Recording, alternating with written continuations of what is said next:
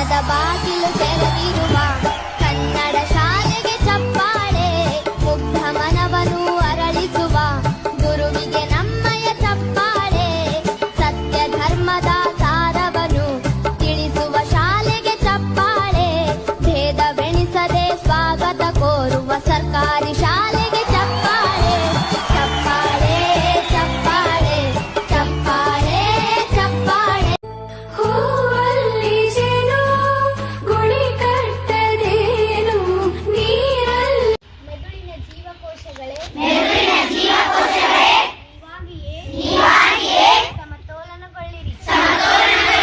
ಮೆದುಳಿನ ಜೀವಕೋಶಗಳೇ ನೀವಾಗಿಯೇ ಸಮತೋಲನಗೊಳ್ಳಿರಿ. ನಿಮಗೆ ನೀವಾಗಿಯೇ ಸಮತೋಲನಗೊಳ್ಳುವ ಶಕ್ತಿ ಇದೆ. ನಿಮಗೆ ನೀವಾಗಿಯೇ ಸಮತೋಲನಗೊಳ್ಳುವ ಶಕ್ತಿ ಇದೆ. ಈ ಕಾರ್ಯವನ್ನು ಚೆನ್ನಾಗಿ ಮಾಡಿ. ಈ ಕಾರ್ಯವನ್ನು ಚೆನ್ನಾಗಿ ಮಾಡಿ. ನಿಮಗಿದು ಧನ್ಯವಾದಗಳು. ಧನ್ಯವಾದಗಳು. ತಿಥಿ ಶಿವರಾತ್ರಿ ಅಮಾವಾಸ್ಯೆ. ವಾರ ಮಂಗಳವಾರ. ಶಾಲೆ ಒಂದು ತೆರೆದಂತೆ. ತಾಯಿನ ಅಮ್ಮನ ವಾಣಿ ಓದುವುದು Manjunath. Today start. Slow and steady. Is the race. Tomorrow thought Kushal Ramana. ದರಾ ಬೇಂದ್ರೆ ಅವರಿಗೆ ಯಾವ ಕೃತಿಗೆ ಜ್ಞಾನಪೀಠ ಪ್ರಶಸ್ತಿ ದೊರಕಿದೆ? ಸರಿಯಾದ ಉತ್ತರ 4 ಕೃತಿ. ಪ್ರಶ್ನೆ 2. ಅನುಸ್ವಾರ ಶಬ್ದಕ್ಕೆ ಒಂದು ಉದಾಹರಣೆ ಕೊಡಿ.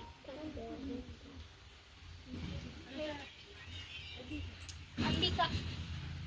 ಭಾರತದ ಜನಗಳಾದ ನಾವು ಭಾರತವನ್ನು ಒಂದು ಸಾರ್ವಭೌಮ ಸಮಾಜವಾದಿ ಸರ್ವಧರ್ಮ ಸಮಭಾವದ ಪ್ರಜಾಸತ್ತಾತ್ಮಕ ಗಣರಾಜ್ಯವಾಗಿ ರಚಿಸಲು ಮತ್ತು ಅದರ ಸಮಸ್ತ ನಾಗರಿಕರಿಗೆ ಸಾಮಾಜಿಕ, ಆರ್ಥಿಕ ಮತ್ತು ರಾಜಕೀಯ ನ್ಯಾಯ, ವಿಚಾರ, ಅಭಿವ್ಯಕ್ತಿ. ಎಸ್ಇಪಿ ಮೊದಲ ಸಭೆ ನಡೆಸಿದ ಸಮಿತಿ ಅಧ್ಯಕ್ಷ ಪ್ರೋ. ತೋರರ್. ಹಿಂದಿನ ವರದಿ ದತ್ತಾಂಶವೇ ರಾಜ್ಯ ಶಿಕ್ಷಣಕ್ಕೆ ನೀತಿಗೆ ಆಧಾರ.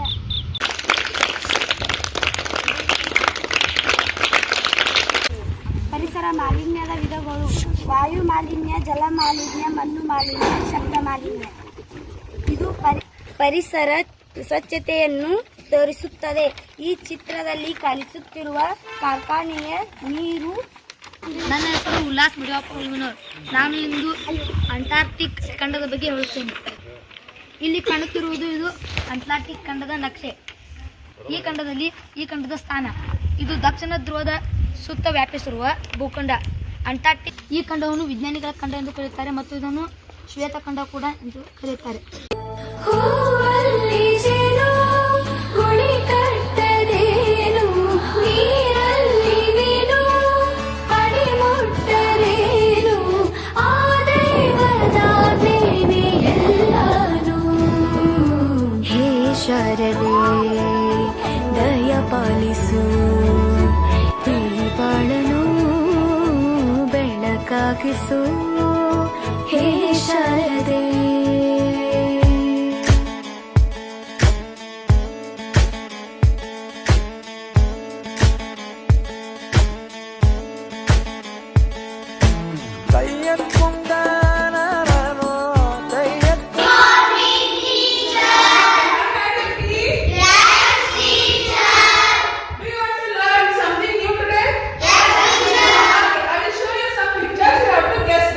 What's in that? Okay? Yes, teacher.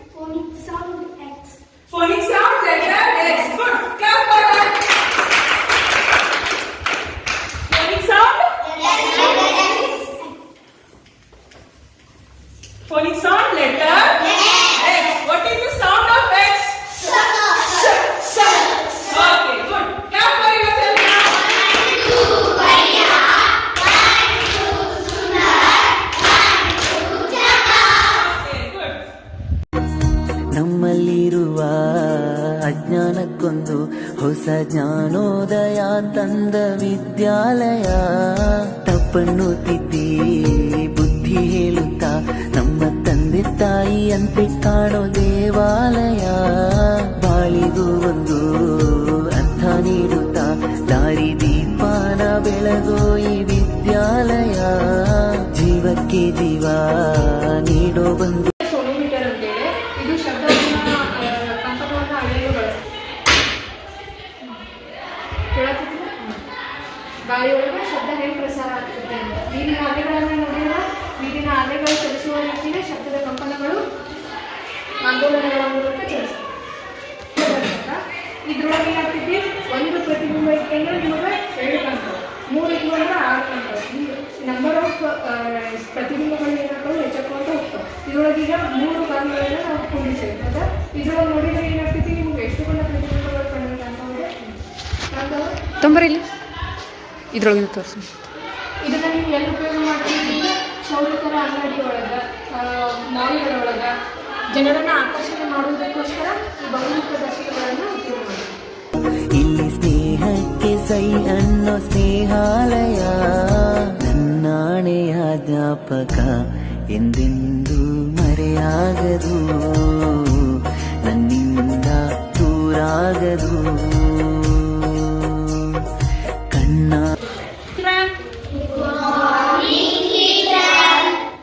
ಎಲ್ಲರೂ ಇಲ್ಲಿ ಲಕ್ಷ ಕೊಟ್ಟರು ನೋಡ್ಬೇಕು. ಬಿಡಿ ಸ್ಥಾನದಲ್ಲಿ ಯಾವುದಿದೆ? 10ರ ಸ್ಥಾನದಲ್ಲಿ 1, 100ರ ಸ್ಥಾನದಲ್ಲಿ 1000 ಸ್ಥಾನದಲ್ಲಿ 10,000 ಸ್ಥಾನದಲ್ಲಿ 4.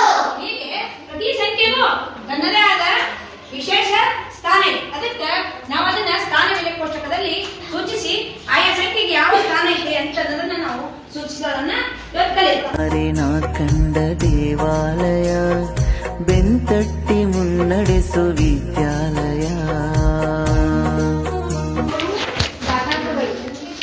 ಇದರೊಳಗೆ ದಾಖಾಂತರ ಬಗ್ಗೆ ಪೂರ್ವಜ್ಞಾನ ಏನೈತಿ ನಿಮಗ? ವರ್ಗಗಳು ಗಣಗಳು ಅಂದ್ರೆ ಏನು? ವರ್ಗಗಳು ಅಂದ್ರೆ ಏನು?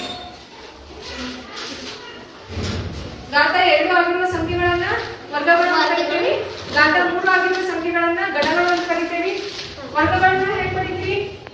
2 ರ ಘಾತ 2, 3 ರ ಘಾತ 2, 2 ರ ಘಾತ 2 ಅಂದ್ರೆ ಎಷ್ಟು ಬೆಳೆ? 4.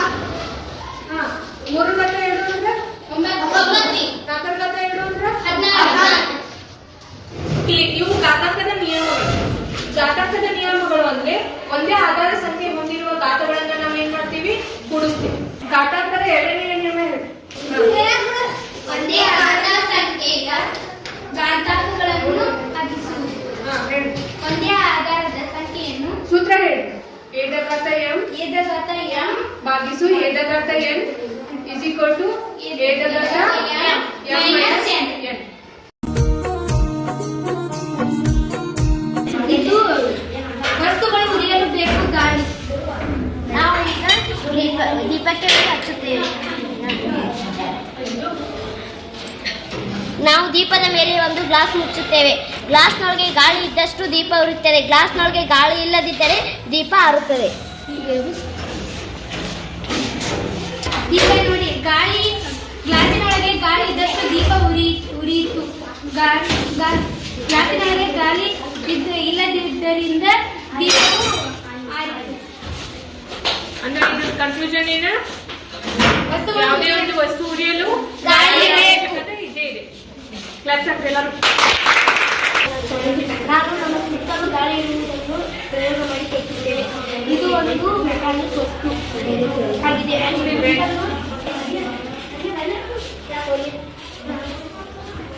ಅಂದ್ರೆ ರೆಕ್ಕೆಗಳ ತಿರುಗೋದ್ರಿಂದ ಏನಾಗ್ತೈತಿ? ನಮ್ ಸುತ್ತ ಗಾಳಿ ಐತಿ, ಗಾಳಿಯಿಂದ ಹಾಳಿ ತಿರ್ಗಾತೈತಿ ಅನ್ನೋದು ನಿಮಗ ಕಂಡು ಬರ್ತೈತಿ. ಅಂದ್ರೆ ಇದ್ರ ಮೂಲಕ ನಾವೇನು ಮಾಡ್ತೀವಿ? ಪವನ ಶಕ್ತಿಯನ್ನು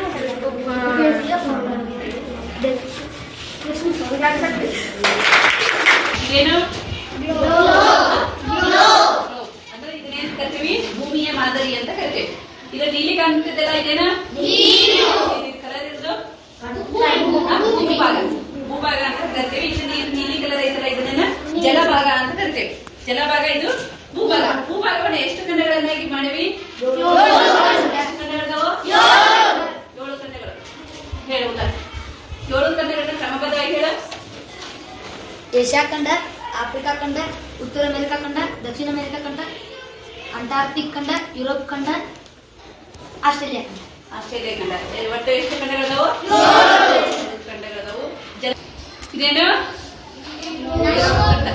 ಯುರೋಪ್ ಖಂಡದ ನಕಾಶೆ. ಇದನ್ನು ಯುರೋಪ್ ಖಂಡ ಅಂದ್ರೆ ಭೂಭಾಗದ 2ನೇ ಚಿಕ್ಕ ಖಂಡ ಅಂದ್ರೆ ನಾವು ಯುರೋಪ್ ಖಂಡವನ್ನ ಕರಿತೇವೆ.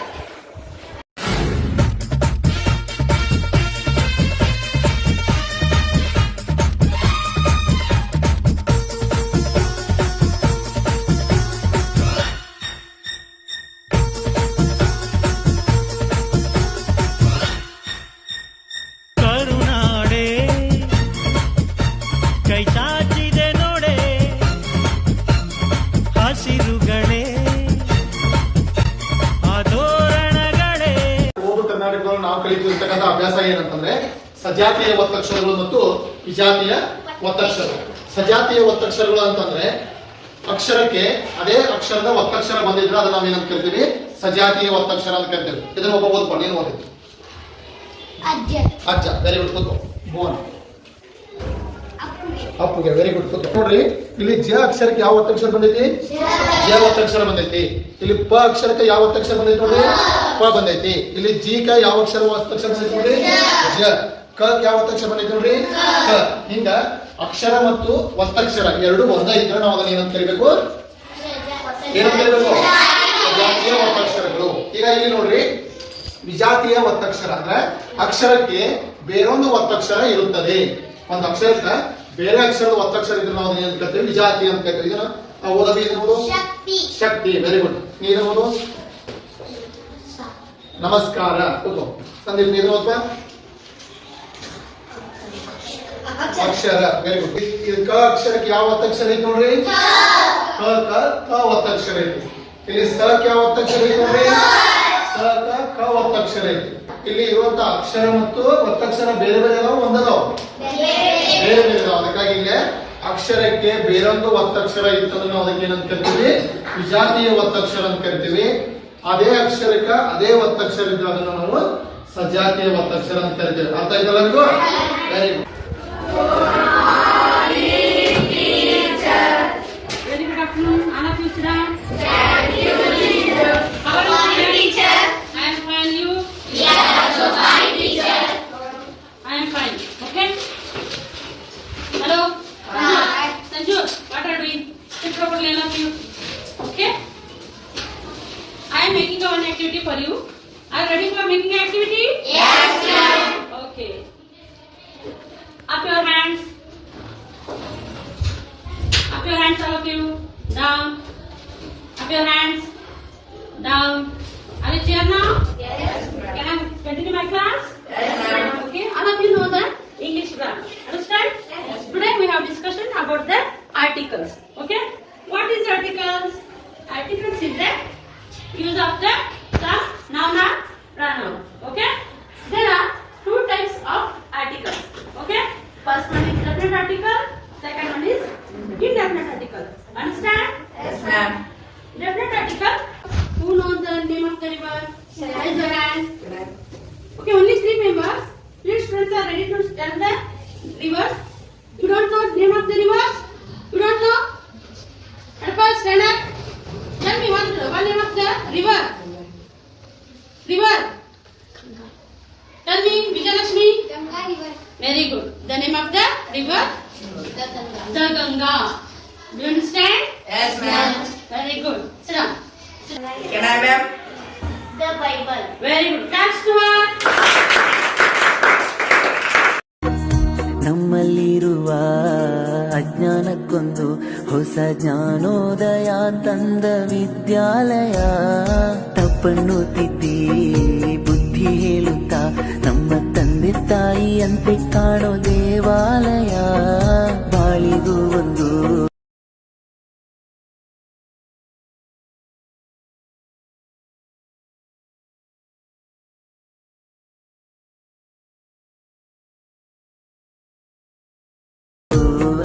ನೀಡುತ್ತಾ ದಾರಿ ದೀಪಾನ ಬೆಳಗೋ ಈ ವಿದ್ಯಾಲಯ.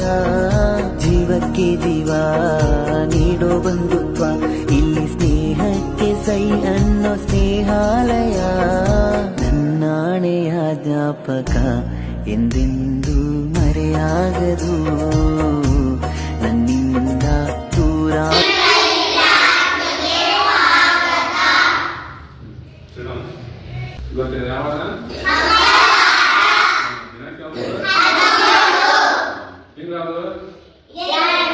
ಫೆಬ್ರವರಿ ತಿಂಗಳು ಹೌದಾ? ಈಗ ನಮ್ಮ ನೆರೆಹೊರೆಯ ಜಿಲ್ಲೆ ಆದಂತ ಬೆಳಗಾವಿ ಜಿಲ್ಲೆಯೊಳಗ ಕಿತ್ತೂರು ಚೆನ್ನಮ್ಮನ ಬಗ್ಗೆ ಇವತ್ತು ಒಂದು ನಾವು ಪದ್ಯವನ್ನು ಹೇಳೋಣ ನೋಡಿ. ವೀರ ವನಿತೈತಿ ಮಹಿಳೆ ಆದರೂ ಕೂಡ ಸ್ವಾತಂತ್ರ್ಯಕ್ಕಾಗಿ ಹೋರಾಟ ಮಾಡಿದ್ರು. ಈಗ ನಾ ಹೇಳ್ತೇನೆ ಕೇಳಿರಿ ಮಕ್ಕಳೇ, ನಾಡಿನ ಪ್ರಜೆಗಳೇ, ಕೇಳಿ ಹೇಳುವೆ ಮಾತೊಂದ ಸ್ವಾತಂತ್ರ್ಯಕ್ಕಾಗಿ ಹೋರಾಡಿ ಮಾಡಿದ ಕಿತ್ತೂರು ರಾಣಿಯ ಕಥೆಯೊಂದ ನೋಡ್ರಿ. ಇಲ್ಲ ಪುತ್ರಿ ಅಂದ್ರ ಮಗಳು ಹೌದಾ? ಆಮೇಲೆ ಯಾವ ಉದ್ಯೋಗಕ್ಕೆ ಕಾಕತಿ ಅಂತ ಒಂದ್ ಸ್ವಲ್ಪ ನೀವು ಹಾಡ್ತೀರಿ. ರೆಡಿ? 1 2 3 ಸ್ಟಾರ್ಟ್.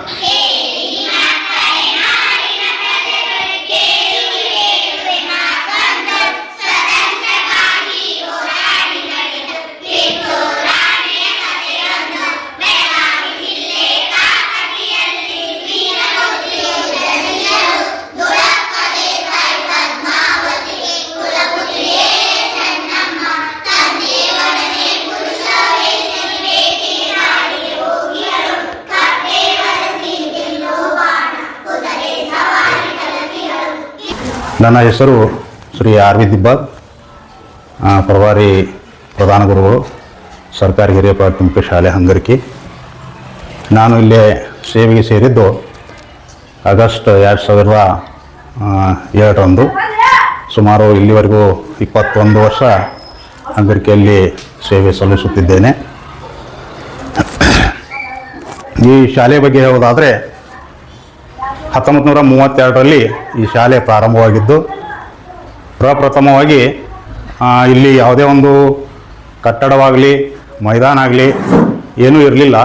ಊರಲ್ಲಿ ಒಂದು ಗುಡಿಯಲ್ಲಿ ನಡೆದಂಥ ಶಾಲೆ ಇದು 1932ರಲ್ಲಿ. ತದನಂತರ ಊರಿನ ಗಣ್ಯರು ಮಾಜಿ ಶಾಸಕರಾದಂಥ ಅಯ್ಯಪ್ಪ ದೇಸಾಯಿ ಅವರು ನಮ್ಮ ಶಾಲೆಗೆ ಅಂತಂದು 5 ಎಕರೆ ಜಮೀನನ್ನು ದಾನವಾಗಿ ಕೊಟ್ಟ ನಂತರ ಇಲ್ಲಿ ಒಂದೊಂದಾಗಿ ಕಟ್ಟಡವನ್ನು ಕಟ್ಟಿಬಿಟ್ಟು ಶಾಲೆಯನ್ನು ಇಲ್ಲೇ ಪ್ರಾರಂಭ ಮಾಡಿದರು. ಪ್ರಥಮವಾಗಿ ನಾನು ಬಂದಾಗ ಇಲ್ಲಿ ಕೇವಲ ಒಂದು 5 ರಿಂದ 6 ರೂಮ್ಗಳಿದ್ದು, ಅದೇ ಒಂದು 6 ರೂಮಲ್ಲಿ ಶಾಲೆ 1 ರಿಂದ 8ನೇ ತರಗತಿ ವರ್ಗಗಳು ನಡೀತಾ ಇದ್ವು.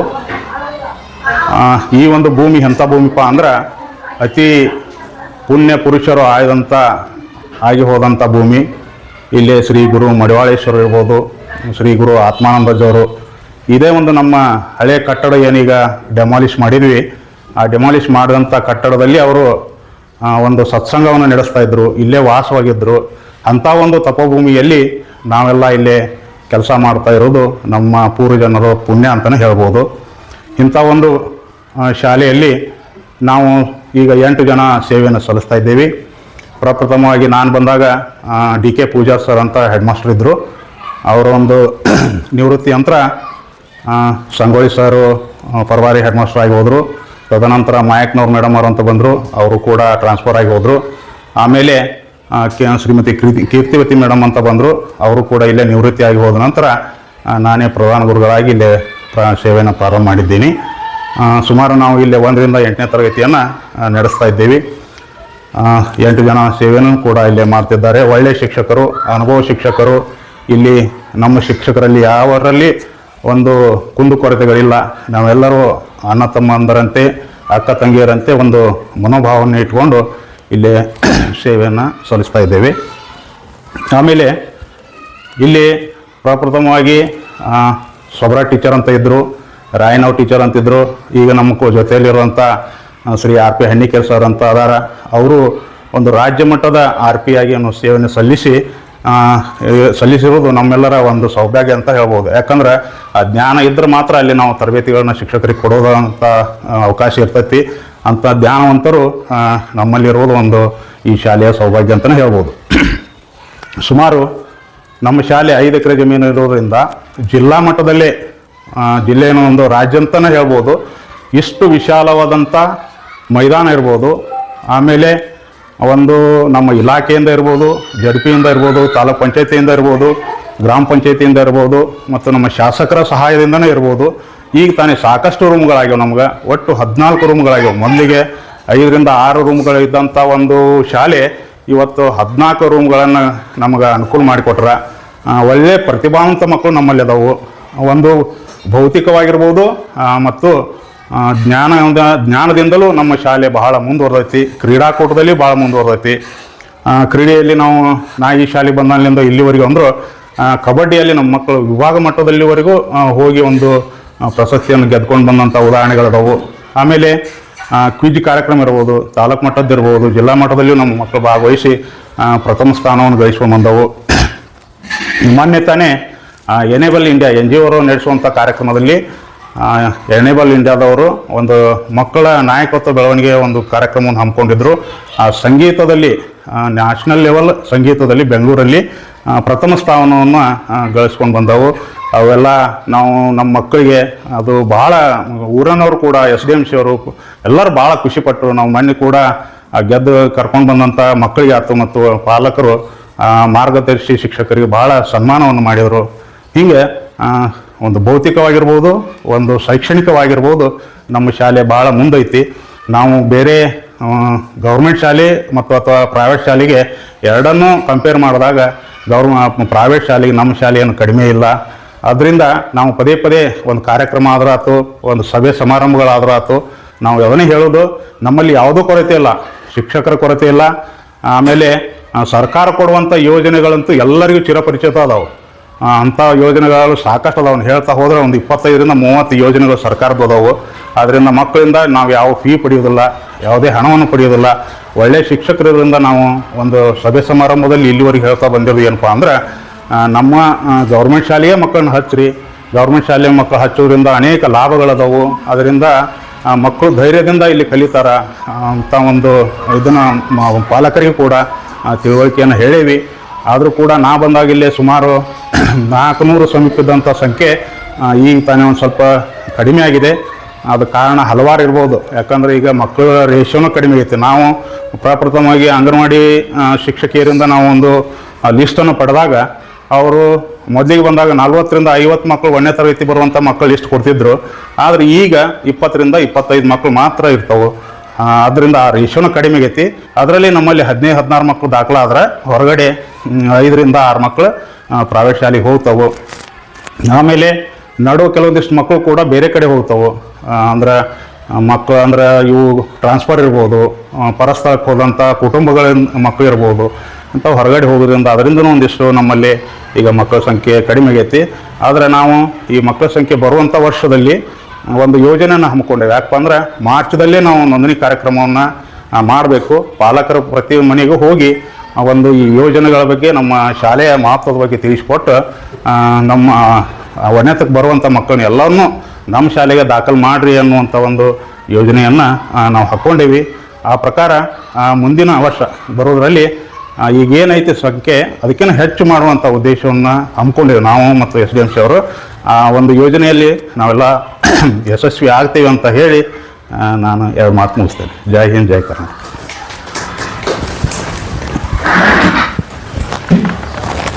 ಎಲ್ಲರಿಗೂ ನಮಸ್ಕಾರ. ನನ್ನ ಹೆಸರು ಮೇಘಾ ಇರಪ್ಪಚಿತಿ. ನಾನು ಓದುತ್ತಿರುವ ಶಾಲೆ ಹೆಸರು ಸರ್ಕಾರಿ ಹಿರಿಯ ಪ್ರಾಥಮಿಕ ಶಾಲೆ ಹಂಗರಿಕೆ. ನಮ್ಮ ಶಾಲೆಯು ತುಂಬಾ ವಿಶಾಲವಾದ ಮತ್ತು ತುಂಬಾ ಸುಂದರವಾದ ಮೈದಾನವನ್ನು ಹೊಂದಿದೆ. ನಮ್ಮ ಶಾಲೆಯಲ್ಲಿ ಒಟ್ಟು 187 ವಿದ್ಯಾರ್ಥಿಗಳು ಮತ್ತು 7 ಜನ ಶಿಕ್ಷಕರು ಇದ್ದಾರೆ. ನಮ್ಮ ಶಾಲೆಯಲ್ಲಿ ತುಂಬಾ ಸುಲಭವಾಗಿ ಪಾಠವನ್ನು ಮಾಡಿಸುತ್ತಾರೆ ಮತ್ತು ಅದರ ಜೊತೆಗೆ ಹಲವಾರು ಆಟಗಳನ್ನು ಆಡಿಸುತ್ತಾರೆ.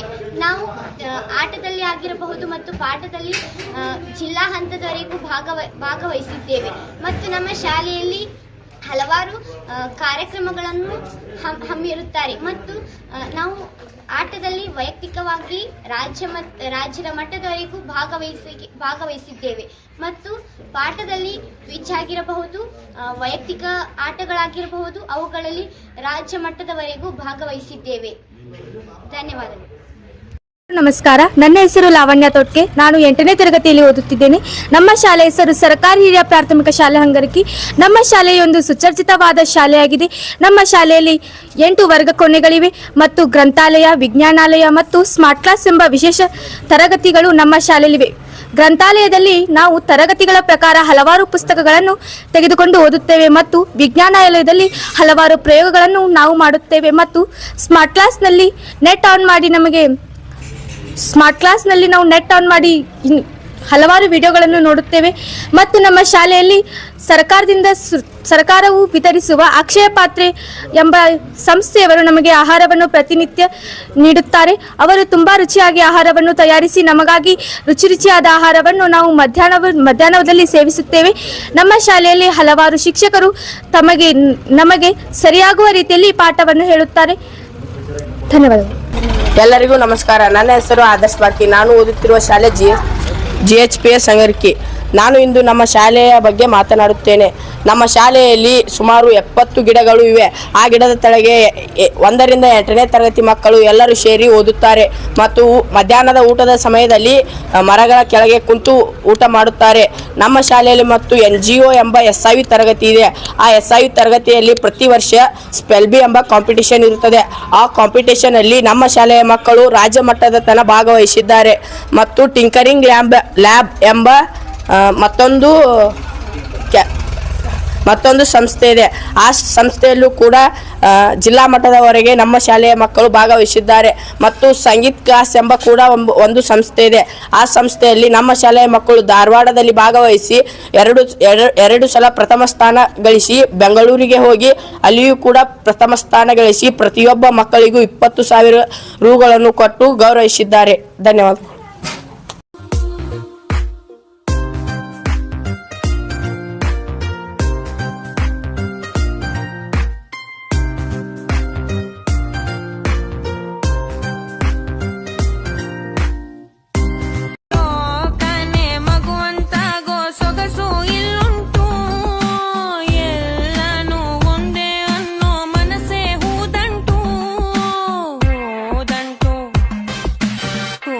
ಗಂಟು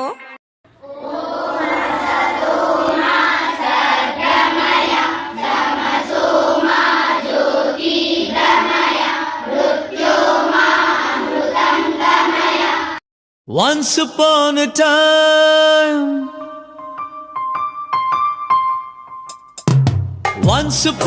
time, ಮರೆಯೋ ಹಾಗಿಲ್ಲ, ನಡೆದು ಬಂದ ಹೆಜ್ಜೆ ಮರೆಯೋ ಹಾಗಿಲ್ಲ. Once upon a time ಅನ್ನೋ ಹಾಗಿಲ್ಲ, ಅಂದುಕೊಂಡಿದ್ದೆಲ್ಲ ಕಣ್ಮುಂದೆ ಎಲ್ಲ ನೆನಪಲ್ಲಿ ನಾ ಉಸಿರಾಡಿದೆ, ನೆನಪನ್ನೇ ನಾ ಪ್ರೀತಿಸಿದೆ.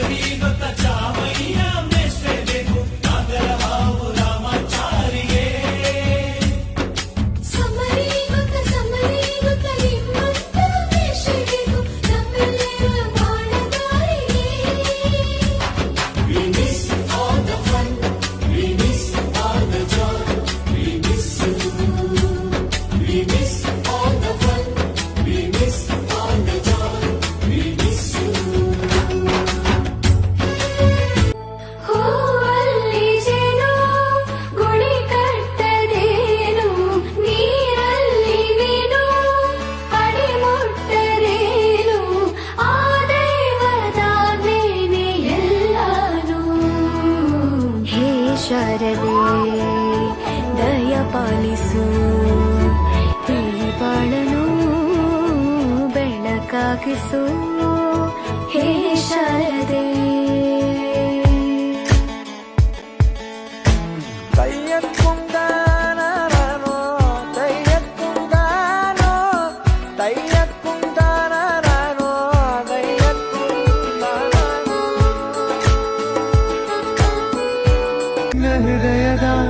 ಹೃದಯದಲ್ಲಿ ಪ್ರೀತಿ ಇದೆ, ಆ ಕಥೆಗಳೆಲ್ಲ ಕಣ್ಣ ತುಂಬಿ ನೀರಾಗಿದೆ. ಇದು ಮರೆಯದ ಹಾಡು ಮೌನಗಳೇ ಸಾಕ್ಷಿಗಳು. ಕೋಟಿ ಚೇಷ್ಟೆ ಮಾಡಿದ ನಾವು ಅದನ್ನು ಮನಸ್ಸಿನಲ್ಲಿ ಇಡದೆ ಮನ್ನಿಸಿ ನೀವು.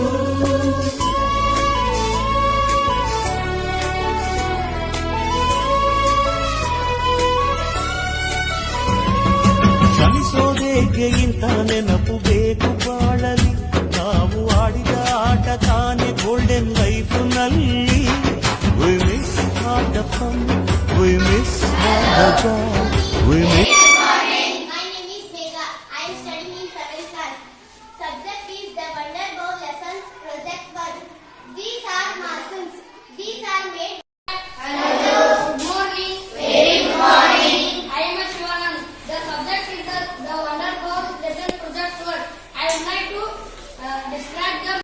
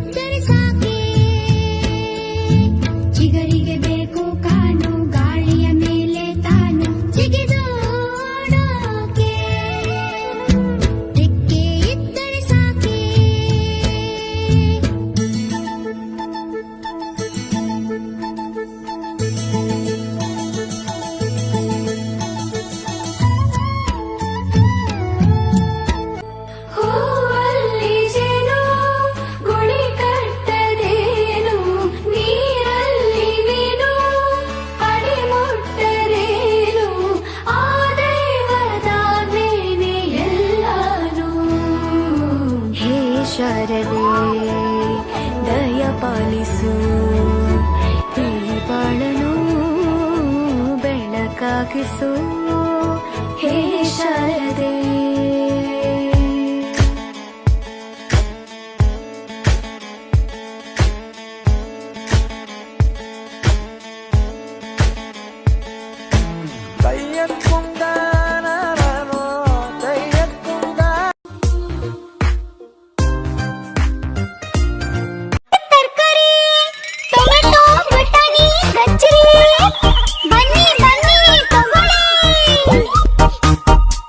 ತರಕಾರಿ ಮಂಡಿಗೆ ಬನ್ನಿ, ತರಕಾರಿಗಳನ್ನು ಕೊಳ್ಳಿ, ದೇಹಕ್ಕೆ ಪುಷ್ಟಿ ಕೊಡುವುದು, ಒಳ್ಳೆಯದನ್ನೇ ಮಾಡುವುದು.